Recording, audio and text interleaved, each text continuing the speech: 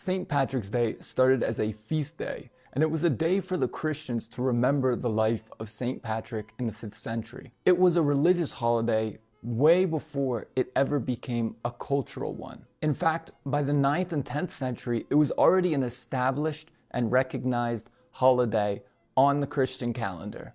However, it wouldn't be formalized until the 1600s. Here is a little interesting fact. The first St. Patrick's Day parade didn't happen in Ireland. It actually happened in St. Augustine, Florida in 1601. This is because there were many Irishmen that were settled in that Spanish colony. Most notably, the priest Richard Arthur. So who was St. Patrick? St. Patrick himself wasn't actually Irish. He was from Roman Britain, and while we're not 100% sure when he was born, we believe that it was sometime in the 4th century. And his name was not St. Patrick or Patrick. His name was that, and I don't even want to try and pronounce that because I have no clue. Well, as a young man, he was kidnapped and sent to Ireland to become a slave. And as a teenager, he spent his years as a shepherd, which is somebody who takes care of sheep. This period of time led St. Patrick to a lot of isolation and time to think, which was extremely important in the forging, in the making of his spiritual life. Eventually, though, he was able to escape slavery and made it back to Britain. But once in Britain, Patrick had a spiritual calling, and he wanted to go back to Ireland, not as a conqueror in war, but as a conqueror of the heart. So he returned to Ireland to be a missionary. A missionary is somebody who converts one to their religion, most of the time to Christianity. But this was a terribly hard mission that he had, being that the Irish at that time were made up of a bunch of tribal kingdoms that all had their own pagan beliefs. You see, pagan means that they had multiple gods. So it was extremely hard for St. Patrick to convert them. However, he was able to convert a ton of Irish people. This was due to his strategic approach, where he tried to integrate Christianity into the already established culture. He did this by building monasteries and schools and giving the Irish people a good reason to want to be part of this whole Christianity thing. The shamrock. Now, as a kid in the United States, we have St. Patrick's Day as a legal holiday.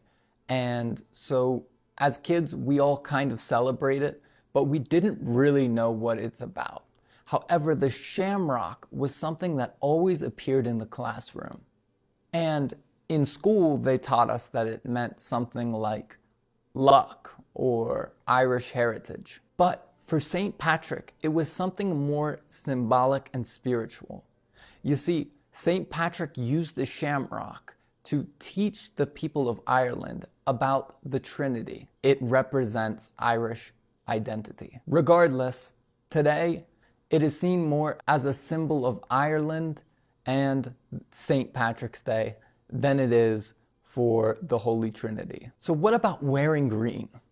On St. Patrick's Day, we have a tradition of wearing all green, a green sweater. I have a green watch on, and it's an older tradition. However, from what I understand, it's more of a American Irish tradition than it is an old Irish tradition. And it's a way to celebrate Irish heritage, Irish culture, and it's a symbol for the beautiful green landscapes of Ireland. Now, as far as the American tradition of wearing green, we also have an old Irish folklore that we took into our culture, and we kind of changed it up and made it a little fun. So leprechauns. Leprechauns did originate as old Irish folklore. which means it's basically old Irish mythology. However, Irish Americans created this funny addition to the folklore, which says that if you don't wear green on St. Patrick's Day, a leprechaun will pinch you. And if you do wear green, then the leprechauns will not be able to see you. Today, St. Patrick's Day has become a global event. You know, people are celebrating it from Dublin to New York City. Hell, even down here in Mexico, they have a parade in Mexico City. Just before moving on, I want to mention something to you that can really help you progress in English. Italki is allowing me to offer you $10 off your first private tutor session on their platform. That means you can get a 30-minute private session with a professional tutor for only a few dollars. Check it out if you're interested. The link will be in the description. Thank you for your time. Now let's move on. St. Patrick's Day food is an interesting one.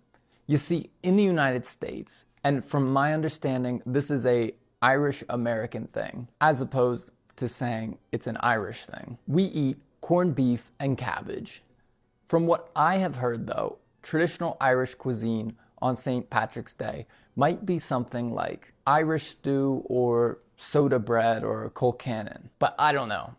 I have Irish in my blood, but I'm about as Irish as Xi Jinping, so I have no clue. So to reflect on this video, St. Patrick's Day, it's about remembering a human being. It's about reflecting on the life of a man who went from being a slave to eventually influencing the nation in which he was a slave in. And it's also a day to celebrate Ireland because it is an amazing country with wonderful people that have come a very long way. So let us not just treat this holiday like a random day where we wear green, but let us remember the inspiring stories that come from the great country of Ireland. Thank you so much for watching and coming and spending this time with me.